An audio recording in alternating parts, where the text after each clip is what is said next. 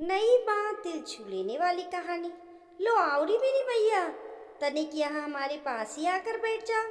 हम भी तो निहारे कि हमारी नई मैया कैसी है। सुना है कि हमारे बापू तुम्हें दूसरे शहर से खरीद कर लाए हैं। मैया भी बाजार में मिलती है, ये तो हमने पहली बार ही सुना है। 8 साल की प्यारी सी स्नेहा अपनी गुलाबी सी फ्रॉक पहने हुए बूढ़ी अम्मा जैसे लाठी को टेकते हुए आई और फिर खाट पर बैठते हुए बोली। उसे इस तरह अम्मा की तरह बोलते देख सभी आस पड़ोस की औरतें हंस पड़ी। अरे ओ बूढ़ी अम्मा, कैसे बोल रही हो? अम्मा की लाठी हाथ में पकड़कर खुद भी अम्मा बन गई क्या? तनिक इज्जत से बोल, आखिर ये तेरी नई मैया है और अब से इसी घर में रहेगी। एक हाथ में पताशे की परात लिए अम्मा मुंह पर हाथ रखते हुए हंसते हुए बोली, नाना अम्मा, हमारी माँ तो इस दुनिया से कब की कूच कर गई और हमें दूसरी माँ की ज़रूरत ना है। हम तो अपना ख्याल खुद ही रख लेते हैं। पर अब ये भी तो इसी घर में रहेगी, इसलिए कोई तो नाम देना ही पड़ेगा। अब बापू लेकर आए हैं इसलिए मैया बोल रही हूँ, क्योंकि रज्जो ने कहा है कि ये तेरी मैया है। स्नेहा अम्मा की तरह ही हाथ नचाते हुए बोली, छोरी ज़्यादा बोल रही है क्या? उस निगोड़ी रज्जो की संगत में रह रहकर ज़्यादा जवान चलने लगी है तेरी। चल भाग यहाँ से, हमें अपना काम करने दे। हाँ, तो मैं कौन सा तुम्हारा हाथ रोक रही हूँ अम्मा, करो अपना काम, गीत गाओ, पतासे बांटो। मैं तो नई मैया की शक्ल देखने आई थी, देख लेना बाद में। अभी तो जा यहाँ से, नहीं तो अभी इसी लाठी से तुझे मारूंगी। अम्मा ने फटकारा तो स्नेहा फट से उठकर लाठी वहीं छोड़कर भाग गई। सारी औरतें देख देख कर हंस रही थीं। वहीं औरतों के बीच बैठी हुई सुनीता भी सब कुछ देख रही थी। लंबा सा घूंघट ओढ़े हुए थी, पर दिखाई तो सब कुछ दे रहा था। आखिर एक छुट्टन सी छोरी इतनी जवान चला गई, मतलब साफ है कि घर में अच्छा खासा रुतबा है इस छोरी का, और वो घर में उसकी नई माँ बनकर आई है। नहीं नहीं, बनकर नहीं आई, खरीद कर लाई गई है, वो भी पूरे 50,000 रुपए में। एक तो गरीबी की मार, ऊपर से 5-5 बहनों का बोझ। इसलिए उसकी माँ ने 18 साल की सुनीता को स्नेहा के पिता रामस्वरूप को 50,000 रुपए में बेच दिया। आखिर बेटी का घर भी बस गया और इधर उसके छोटे भाई बहनों के लिए खाने पीने का प्रबंध भी हो गया।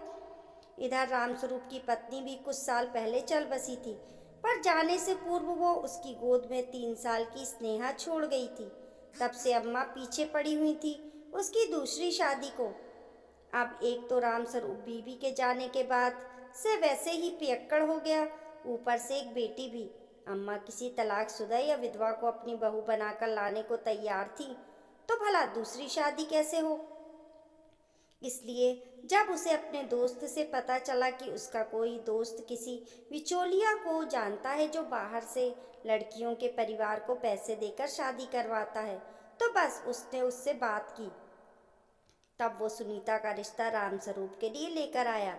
पहले तो वो 18 साल की लड़की से शादी के लिए तैयार ही नहीं हुआ। अरे, इतनी छोटी लड़की से कैसे शादी करें? कहाँ वो खुद 45 साल का और कहाँ 18 साल की सुनीता।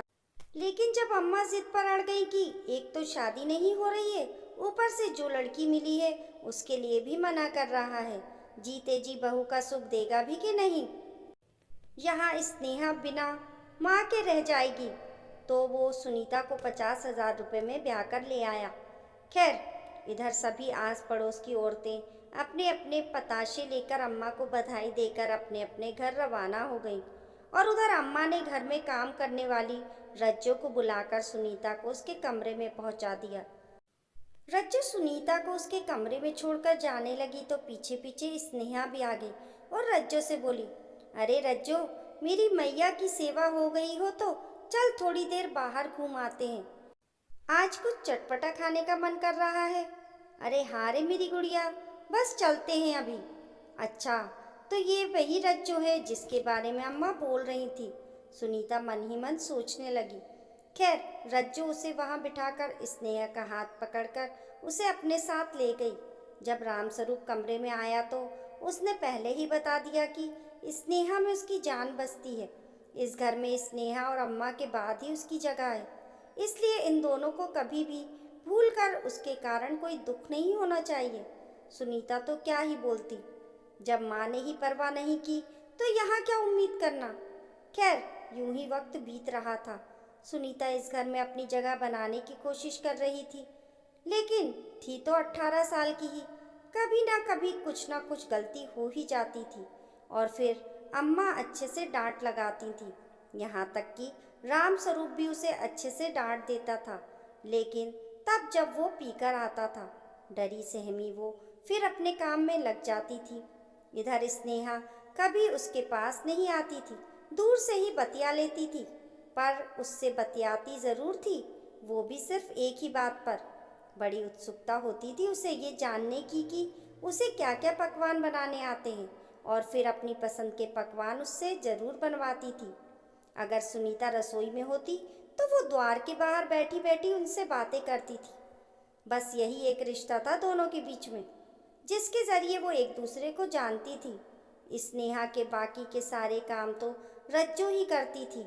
उसको स्कूल ले जाना, स्कूल से लाना, उसका बैग तैयार करना, उसकी चोटी बनाना, यहाँ तक कि उसके गुड्डी गुड़ियाओं के लिए कपड़े तैयार करने का काम भी रज्जो ही करती थी।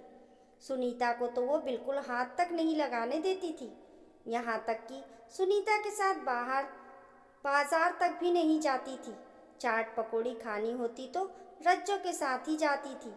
हाँ, पर स्नेहा में इतनी ममता तो थी कि अम्मा से थोड़े पैसे ज़्यादा ले जाती थी और सुनीता के लिए भी चाट पकौड़ी खरीद लाती थी और फिर रज्जो के हाथ उसके पास भिजवा देती थी।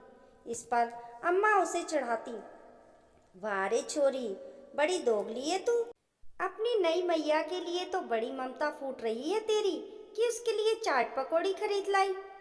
कभी अपनी अम्मा के लिए तो नहीं लेकर आई तू। पैसे तो मुझसे ही लेकर जाती है। अम्मा, क्या बुढ़ापे में भी अब ऐसी मसालेदार चीज़ें खाओगी? पछता तो नहीं है तुमको?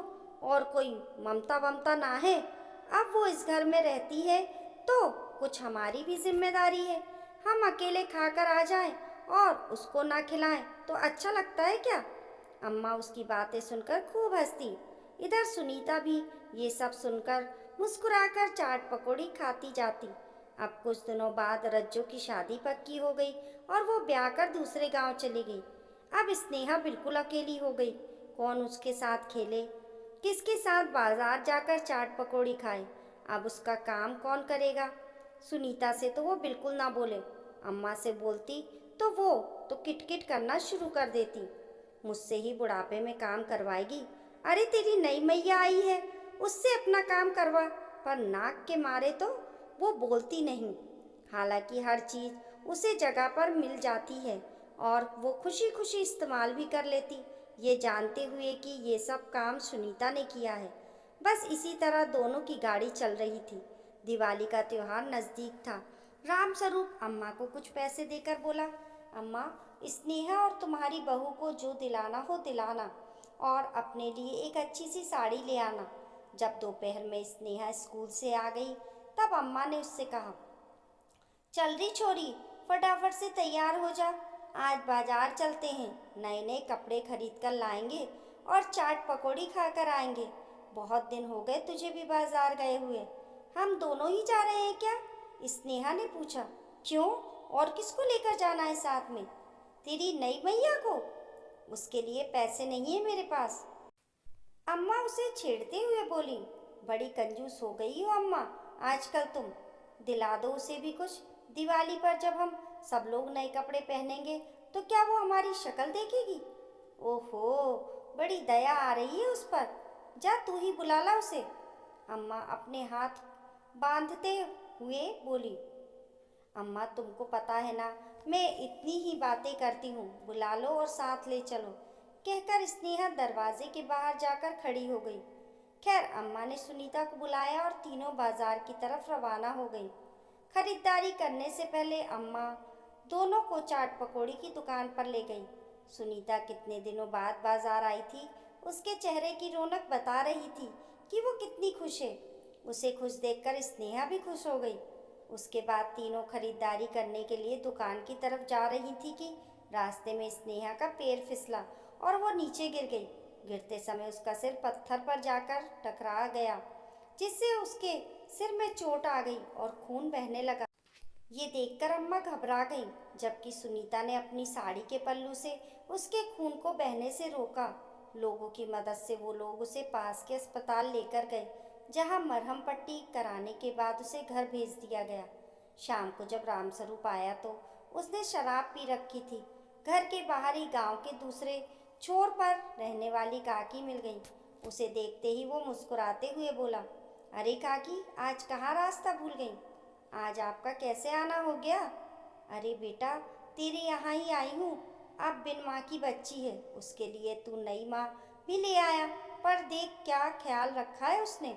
जब से सुना है कि स्नेहा के सिर पर चोट लगी है और खून खून बह रहा है, मैं तो दौड़ी चली आई। ये सुनते ही रामस्वरूप अंदर की तरफ भागा। अंदर जाकर देखा तो स्नेहा सिर पर पट्टी बांधे पलंग पर लेटी हुई थी। उसके सिर पर चोट देखकर रामस्वरूप आग बबूला हो गया और गुस्से के मारे सुनीता पर चिल्लाने लगा और वहीं बरामदे पर पड़ी लाठी से उसकी पिटाई करने लगा। इसलिए खरीद कर लाया था इसे कि ये मेरी बेटी का सिर फोड़ दे। इसी के कर्म ऐसे थे कि इसकी माँ ने इसको घर से निकाल दिया। अम्मा ने खूब कहने की कोशिश की, पर नशे में धुत वो तो सुन ही नहीं रहा था। देखता हूँ कौन सी माँ बचाने आती है इसको, रामस्वरूप चिल्लाए जा रहा था और सुनीता को पीटे जा रहा था। कहाँ तो स्नेहा की बिस्तर से उठने की भी हिम्मत नहीं थी और कहाँ सुनीता की चीख पुकार सुनकर वो दौड़ी चली आई। खबरदार बापू, मेरी मैया पर हाथ उठाया तो। एक मैया तो खो चुकी हूँ, पर दूसरी को जाने नहीं दूंगी। उसके मुंह से ये सुनकर रामस्वरूप के हाथ जहाँ थे वहीं रुक गए। वहीं स्नेहा रोती बिलखती सुनीता से जाकर लिपट गई और उसे चुप कराने लगी। मैं हूं ना मैया, रो क्यों रही हो? जहाँ मुझे जरूरत पड़े वहाँ तुम मेरी मैया हो, और जहाँ तुम अकेली हो वहाँ मैं तुम्हारी मैया हूँ। तुम्हें बचाने के लिए मैं ही आऊँगी। सुनकर सुनीता उसके गले लगकर रो पड़ी। ये देखकर अम्मा की आंखों में भी आंसू आ गए, जबकि रामस्वरूप की हिम्मत ना हुई कुछ कहने की। वो चुपचाप अपने कमरे में चला गया। वो दिन था और आज का दिन था। रामस्वरूप ने कभी भी सुनीता पर हाथ उठाना तो दूर, चिल्लाकर भी बात नहीं की, क्योंकि वो अच्छे से जानता था कि अगर उसने ऐसा किया तो उसकी बेटी ही अपनी माँ की माँ बनकर उसकी ढाल बन जाएगी। इस कहानी को लेकर आप लोगों की क्या राय है, हमें कमेंट करके ज़रूर बताइए। कहानी पसंद आने पर लाइक और शेयर करें। ऐसी ही अच्छी अच्छी कहानियों के लिए चैनल को सब्सक्राइब करना ना भूलें। मिलते हैं फिर एक नई कहानी के साथ, तब तक के लिए नमस्कार।